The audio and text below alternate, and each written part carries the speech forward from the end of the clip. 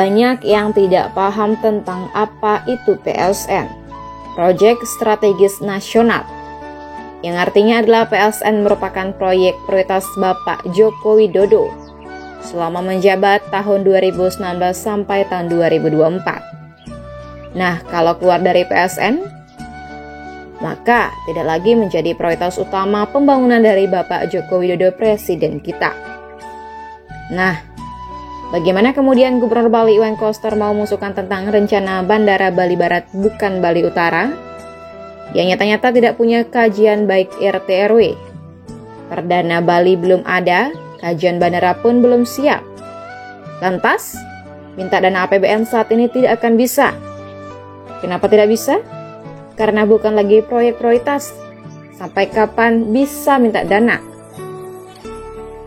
Tidak akan bisa karena tidak ada kajian-kajiannya tentang rencana Bandara Bali Barat. Karena sudah keluar dari PSN. Terus apa yang terjadi? Maka Koster selama menjabat sebagai Gubernur Bali sampai September 2023 tahun depan tidak akan bisa membangun bandara. Lantas kemudian apa yang terjadi dengan PT Bebu Panji Sakti tentang rencana Bandara Bali Utara di Kubundahan yang offshore di Laut Kubu Tambahan?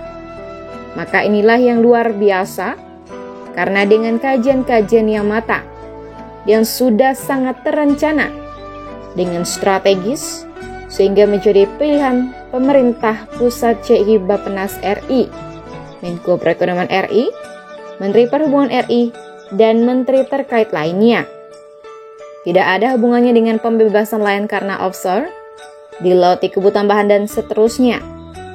Tidak membebani pemerintah karena bukan dana APBN. Tanpa PSN tidak ada masalah apapun.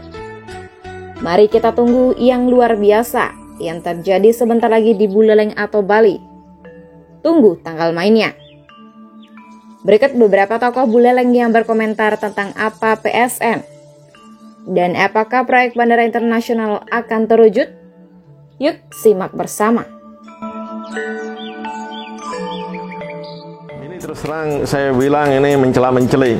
Saya berani bicara mencela-menceli. Kenapa? Pak Gubernur coba ingat dong, waktu kampanye jelas, bukan hanya kampanye, waktu pelantikan sendiri Bapak ngomong bahwa airport Bali Utara adalah di Kubu Tambahan dengan segala kajiannya.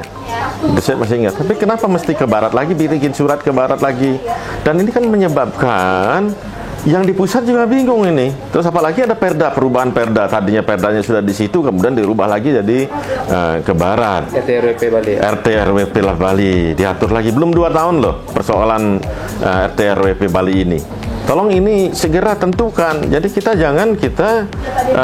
sudah akan penuh airport di Ngurah Rai, sementara kita belum menentukan sikap di mana kita setuju airport itu. Kalau fokus, saya yakin kalau Pak Gubernur sekarang fokus bahwa yang memenuhi syarat untuk airport adalah di Kubu Tambahan. Dan itu segera kita perjuangkan bersama-sama. Saya pun ikut berjuang kalau memang itu sudah menjadi kebulatan kita. Jangan sampai ya bulak-balik ntar lagi di barat, oh karena ada bukit, karena ada terlalu dekat dengan Banyuwangi, terus karena terlalu dekat dengan hutan lindung, terus kemudian akhirnya kita pindah lagi, kita ke timur lagi, kita mulai lagi dan sebagainya. Ayolah kita sama-sama, siapa yang ahlinya, siapa yang ahli. Pertama itu adalah airtunika, artinya teknis, kajian teknis daripada airport itu sendiri. Undang aja, dan saya yakin juga mempunyai ahli-ahli di bidang itu Gubernur kita sekarang ini, dan saya minta untuk segeralah selesaikan persoalan ini, karena ini akan mensengsarakan masyarakat. Akan terjadi perang tarif hotel ke depannya kalau seandainya bottleneck terjadi di Ngurah Rai.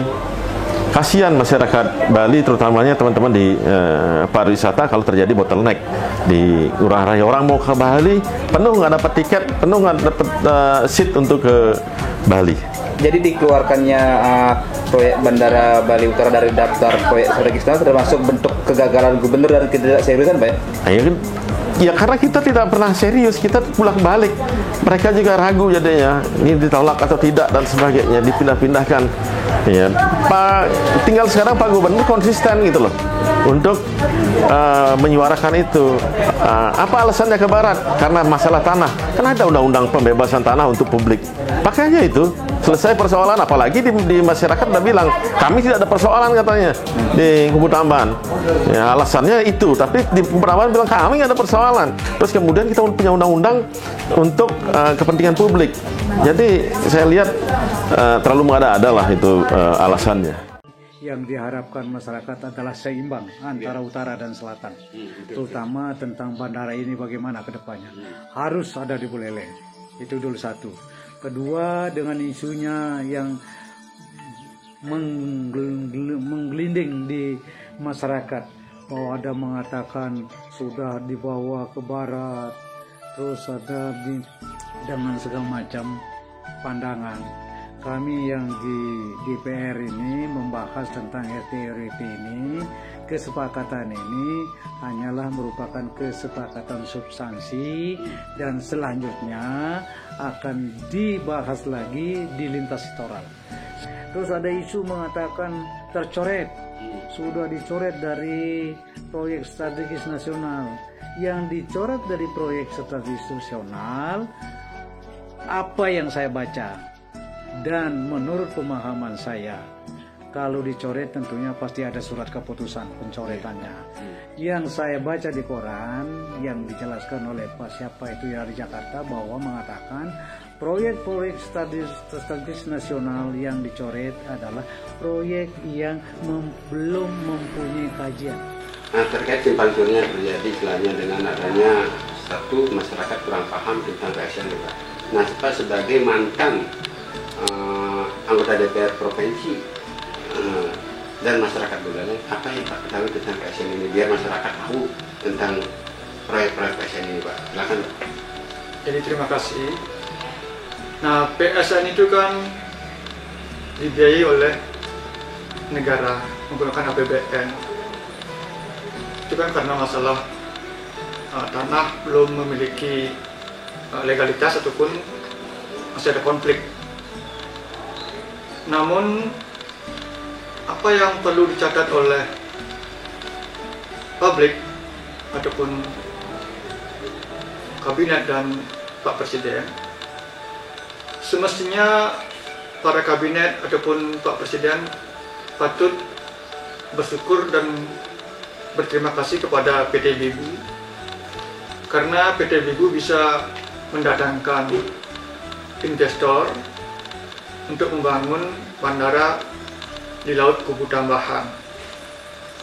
Jadi ini bukan PSN atau proyek strategis nasional, ini satu level lebih tinggi. Ini proyek strategis internasional karena pendananya dari corporate, dan negara patut bangga karena tidak perlu berhutang, tidak perlu menguras APBN. Indonesia bisa memiliki bandara dengan menyediakan infrastruktur baik lokasi dan infrastruktur hukumnya. Dan yang paling harus dibanggakan ataupun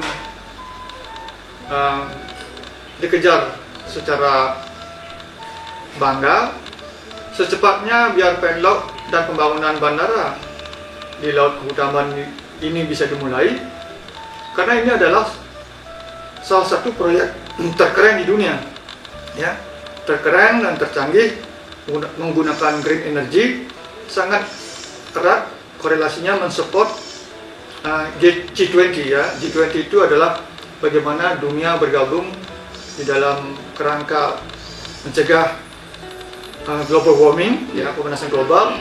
Perlu pembangunan yang pro environment, ya. Jadi sekali lagi, semoga melalui siaran ini para kabinet dan seluruh masyarakat Indonesia, khususnya Pak Jokowi, bisa sesegera mungkin memutuskan pembangunan Bandara Bali Utara ini segera dimulai di tengah Laut Kubu Tambahan, karena kebanggaan besar karena sebuah achievement yang sangat besar, membangun tanpa modal, membangun dengan trust, ya, dengan kepercayaan dunia internasional untuk membangun di Indonesia. Jadi saya harap sesegera mungkinlah, dan juga mohon doa dan dukungan dari seluruh lapisan rakyat Indonesia. Kita ketahui luasan Malaysia itu 1/6 Indonesia. Mereka punya kunjungan wisatawan 25 juta. Sedangkan kita semestinya kalau mau seimbang dengan Malaysia, sepatutnya Indonesia punya kunjungan wisatawan 150 juta. Angkanya masih jauh sekali. Dan itu akan bisa mendatangkan devisa negara sekitar 1.870 triliun.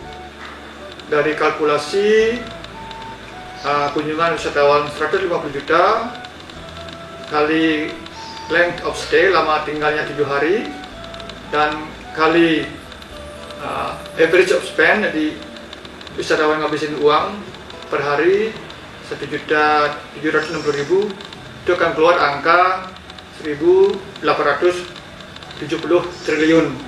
Itu angka yang hampir sebesar APBN negara kita.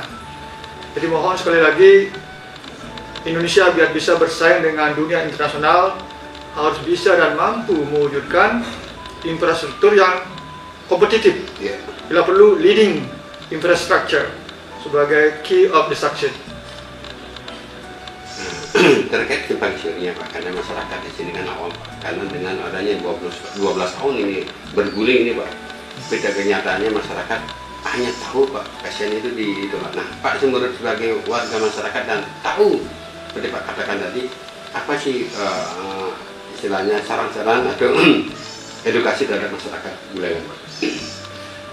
Jadi masalah bandara sampai sekarang belum kunjung tiba mulai dibangunnya karena kita ketahui ada konflik pertanahan.